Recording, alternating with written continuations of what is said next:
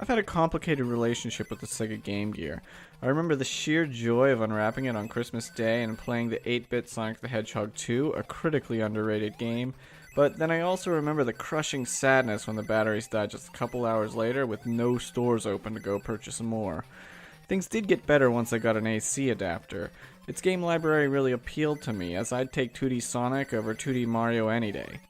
I loved the Game Gear, but it was always a bit of a chore compared to the vastly more portable Game Boy with its batteries that never quit. And now, in 2017, many Game Gears have failed thanks to their notoriously faulty capacitors, leaving its deep library of games basically inaccessible. So of course I was thrilled when I heard Hyperkin would be adding Game Gear and Master System compatibility to the RetroN 5. I knew I had to have it, but the question is it any good? When it comes to retro games, I'm a purist. I always prefer playing on the original hardware versus emulation boxes. I've spent hundreds of dollars on HDMI converters, VGA boxes, SCART cables, you name it, all on a quest to get the best possible picture out of my genuine hardware. Sega was wise enough to support SCART in all of its home consoles, with the Dreamcast supporting the even more superior VGA output. This allows you to get the best possible picture, and coupled with an HDMI upscaler, you can get fantastic video quality on modern TVs. But that's all very complicated and doesn't help us at all with the Game Gear. There's no denying the simplicity of the RetroN 5 is appealing, even if it is emulation. The RetroN 5 3-in-1 adapter is a huge gray box. Seriously, it's enormous. Insert a Master System cartridge in the top, and this thing towers to about 9.5 inches tall. 9.5 inches. It looks almost humorous and harkens back to the glory days of lock-on technology with Sonic and Knuckles, but it also could pose a serious problem in people's entertainment centers. Considering this device has 3 separate slots, 2 for Master System and 1 for Game Gear, the size is understandable, but I really would have preferred a lower profile design with the ports side by side instead of all over the place. On top of that, this thing's kind of ugly. The gray is fine and matches the gray on my RetroN 5, but having the Game Gear cart stick out the side looks a bit strange. Also, the front of the unit features an absolutely ridiculous sticker. So let's see. It's a celebrating hippo next to the cloud from Super Mario Bros. In a bush. And is it just me, or is there a band-aid on the hippo's butt? Now, I know I'm nitpicking here, the sticker art isn't important, but it does damage the aesthetic a little of the otherwise stylish RetroN 5. On a positive note, the build quality is quite good. The adapter is made of thick plastic that doesn't give when you apply pressure, and the Master System cartridge slot has little plastic tabs that help guide the cartridge into place for easy insertion. The cartridges are held with the right amount of pressure, not too loose and not too tight.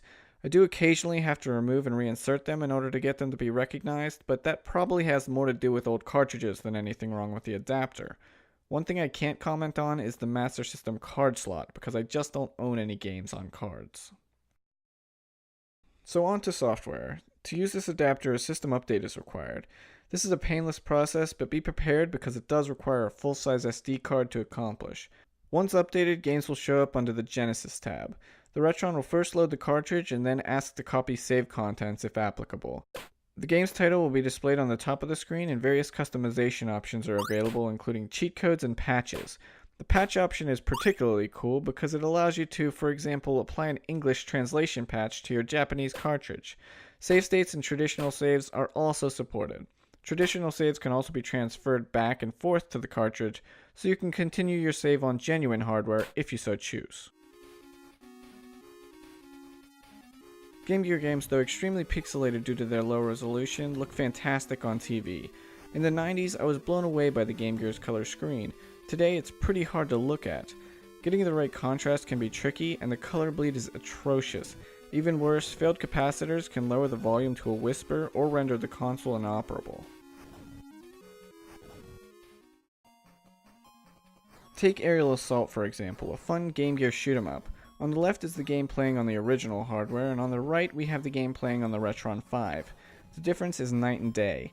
The color bleed on the Game Gear is awful, especially with the buildings in the background, and there's a lack of sharpness that makes the game harder to play. The RetroN, on the other hand, looks incredible. The colors pop and you can see details that are lost on the Game Gear screen. The clarity actually lets me play better. Next up we have Sonic the Hedgehog. Once again, the difference is dramatic, though the Game Gear does fare a bit better this time. Overall, the story is similar. The RetroN looks fantastic, but there are some caveats. Whenever Sonic is underwater, the game uses a checkerboard pattern in lieu of true transparency. Ironically, the Game Gear's screen limitations help it here, as the checkerboard is less noticeable. On the RetroN, it's actually a little unpleasant thanks to how massive each pixel is on screen. Another issue for the RetroN is slowdown. There are occasional frame rate hiccups on the Game Gear, but they seem worse on the RetroN. It doesn't destroy enjoyment of the game, but it can get rough at times. This usually happens when there's a lot of activity on the screen.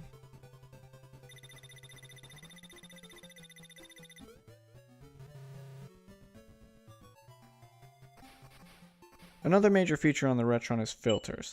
Like an emulator, the RetroN has numerous filter options that will try to compensate for the low resolution. So this is HQ2X. As you can see, the filter softens the edges. The difference is especially apparent on flowing water. It just appears more natural and less distracting with the filter. That said, the filters can occasionally produce strange results.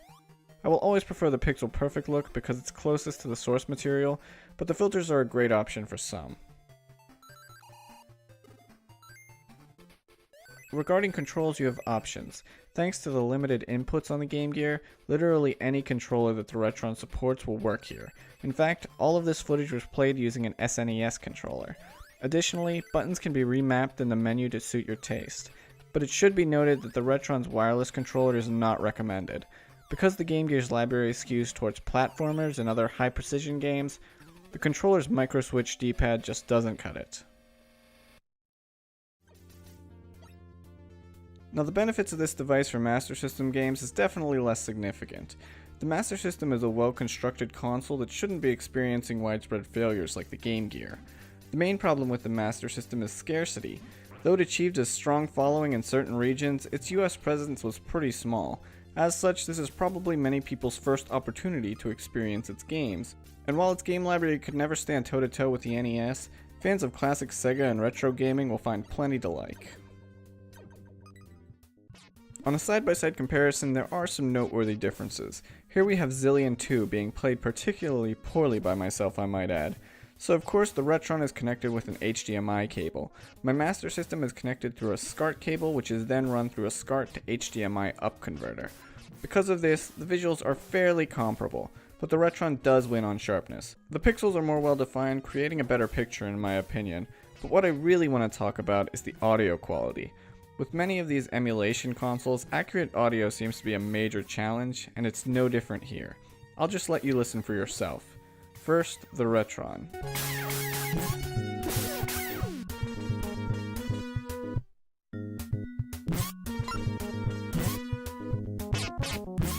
And now the Master System.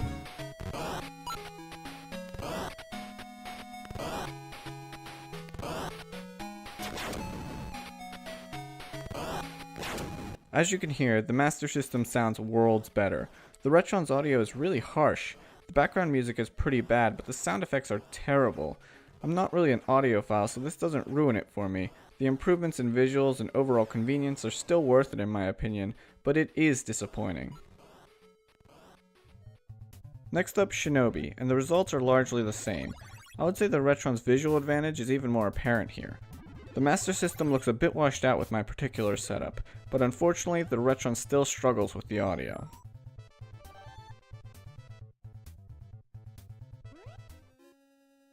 Like the Game Gear, Master System games can use any RetroN 5 supported controller.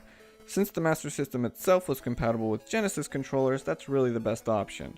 Hyperkin also smartly mapped the Master System's pause button to the start button on the Genesis controller. On the original hardware, the pause button was actually on the console itself, so this is a huge improvement. One small negative is that genuine Master System controllers aren't compatible despite using the same 9-pin connector as the Genesis controller. However, given that Genesis controllers are so vastly superior anyway, I'm willing to forgive it. I should also point out that 2-player support works great. While I always prefer playing games on their original hardware, this is definitely a good alternative. It's a great way to introduce yourself to two fantastic and often overlooked Sega consoles. It's always been a little sad that the Game Gear's great library was trapped on a bulky and inconvenient handheld. Outside of modding, this is the first time that I'm aware of that real Game Gear cartridges could be played on TV, and they look fantastic. It should also be noted just how affordable the Master System and Game Gear's libraries are. Many of their best titles can be had for under $20, sometimes significantly if you don't want the original boxes. So in conclusion, despite some issues, I do recommend the 3-in-1 adapter from Hyperkin, especially for people who already have a RetroN 5. It's an inexpensive way to experience Sega's 8-bit game library. The games play and look great, and the audio shouldn't be a deal breaker for most people. Thanks for watching my review, and be sure to like and subscribe. I'll be using this adapter for upcoming Game Gear reviews on my channel, so check back soon.